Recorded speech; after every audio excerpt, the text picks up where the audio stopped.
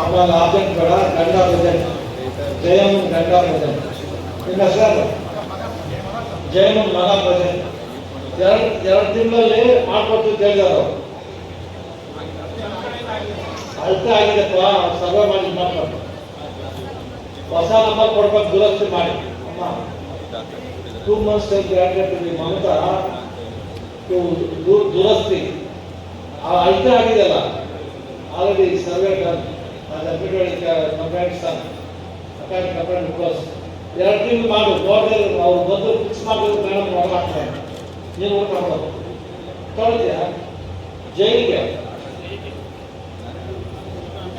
2 ತಿಂಗಳಲ್ಲಿ ಮೇಡಮ್ ಮಾಡಿದ್ರೆ ಜೈಲಿಗೆ ಹಾಕ್ತೀನಿ, ಊಟ ನೀನು ತಗೊಂಡು ಹೋಗ್ಬೇಕು ಅಂತ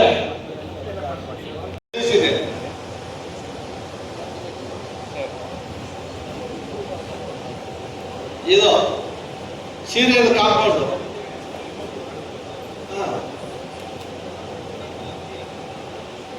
ಅಲ್ಲ ಅದೇ ಬಾತ್ರೂಮ್ ಈ ತರ ಕಟ್ಟ ಕಟ್ಟಾರ, ಕಾಂಪೌಂಡ್ ಇರ್ಬೋದು. ಬಟ್ಟೆ ಕಟ್ತಾರೆ ಅಂದ್ರೆ ಕಾಂಪೌಂಡ್ಗೆ ಗಾಳಿ ಕಿತ್ಕೊಂಡು ಹೋಗ್ಬಿಡ್ತದೆ. ಬಟ್ಟೆ ಏನಕ್ಕೆ ಕಟ್ಟಿರೋದು?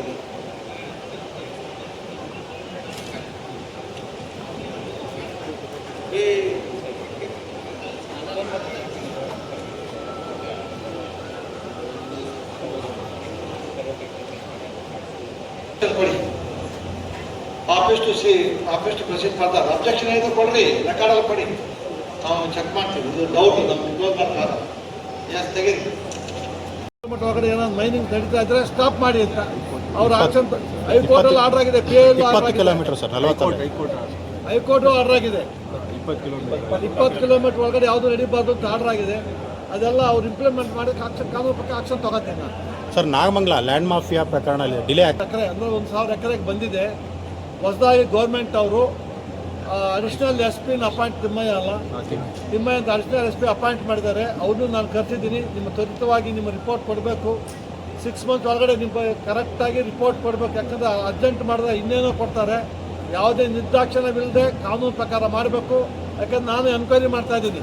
ಅವ್ರ ರಿಪೋರ್ಟ್ ನಾನು ನೋಡ್ತೀನಿ. ಅವ್ರು ಸರಿಯಾಗಿ ಕೊಟ್ಟಿಲ್ಲ ಅಂದರೆ ಕಷ್ಟ ಆಗುತ್ತೆ ಅಂತ ಅವ್ರಿಗೂ ನಾನು ಹೇಳಿದ್ದೀನಿ. ಕಾನೂನು ಪ್ರಕಾರ ಮಾಡೋಕ್ಕೆ ಅವಕಾಶ ಆಗಿದೆ, ನಡೀತಾ ಇದೆ ಎನ್ಕ್ವೈರಿ. ಸರ್, ಕೆಲವೊಂದು ಇಷ್ಟೊಂದು ಕಂಡೀಷನ್ ಆಗಿ ಒಂದು ಆರ್ಡರ್ ಕೂಡ ಮಾಡ್ತಾ ಇದ್ದೀರಿ, ಆದರೂ ಕೂಡ ಅದು ಯಾವುದು ಕೂಡ ಇಂಪ್ಲಿಮೆಂಟ್ ಆಗ್ತಿಲ್ಲ ಅನ್ನೋ ಆರೋಪ ಕೇಳಿ ಬರ್ತಾ ಇದೆ. ಏನು ನೀವೇ ಒಂದು ಬೇಸರ ವ್ಯಕ್ತಪಡಿಸಿದ್ರಿ, ಅಧಿಕಾರಿಗಳು ಅದನ್ನು ಇಂಪ್ಲಿಮೆಂಟ್ ಮಾಡ್ತಿಲ್ಲ ನಮ್ಮ ಆದೇಶ ಅಂತ. 3ನೇ ಸಲ ಮಾಡಿಲ್ಲ ಅಂದರೆ ಕಾನೂನು ಪ್ರಕಾರ ನಾನು 12 ಕಳಿಸ್ತೀನಿ. ಲೋಕಾಯುಕ್ತ ಕಾಯ್ದೆ ಏನು ಪವರ್ ಇದೆ ಅದನ್ನು ಉಪಯೋಗಿಸ್ತೀನಿ. ಅವಕಾಶ ಕೊಡೋ ಏನು ಉದ್ದೇಶಕ್ಕೆ ಅಂದರೆ ಜನಗಳಿಗೆ ಅನುಕೂಲ ಆಗಲಿ ಉದ್ದೇಶಕ್ಕೆ. ನಾನು ಆರ್ಡರ್ ಮಾಡೋದು ಈಜಿ. ನನಗೆ ಆರ್ಡರ್ ಮಾಡೋದು ಅವನು ಒಬ್ಬನು ಹೋಗ್ತಾನೆ, ಜನಗಳಿಗೆ ಅನುಕೂಲ ಆಗಲ್ಲ. ಆದಷ್ಟು ಜನಗಳಿಗೆ ಅನುಕೂಲ ಮಾಡಬೇಕು. ಎದುರಿಸಿ ಕೆಲಸ ಮಾಡೋಕ್ಕೆ ಪ್ರಯತ್ನ ಮಾಡ್ತಾ ಇದ್ದೀನಿ.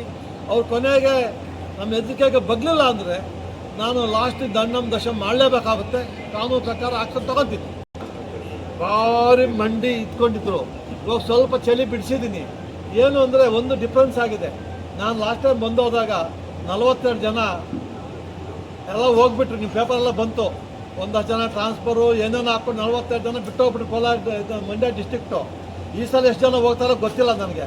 ನೋಡೋಣ, ಅವ್ರು ಎಲ್ಲಾದರೂ ಹೋಗಲಿ. ಇಲ್ಲಿ ಒಂದ್ಸಲ ಪಾರ್ಟಿ ಮಾಡಿದ ಮೇಲೆ ಸರ್ವೀಸಲ್ಲಿ ಇದ್ದರು, ಸರ್ವೀಸ್ ರಿಟೈರ್ಡ್ ಆದರೂ 4 ವರ್ಷ ಟೈಮ್ ಇರ್ತದೆ. ಅದ್ಮೇಲೆ ಆಕ್ಷನ್ ತಗೋತೀನಿ ನಾನು. ಸಾಕ್ಷ್ಯಾಧಾರಗಳು ಸರಿಯಾಗಿ ಕೊಡ್ದೇನೆ ನಮಗೆ ಇದು ಮಾಡಿ ಕಾನೂನು ರೀತಿ ಅವ್ರ ಮೇಲೆ ಆಕ್ಷನ್ ತಗೊತೀನಿ. ಸುಮಾರು ರಿಜಿಸ್ಟರ್ ಮಾಡ್ತೀನಿ. ನಿರ್ದಾಕ್ಷಿಣ್ಯವಾಗಿ ಯಾರನ್ನೂ ಬಿಡೋದೇ ಇಲ್ಲ.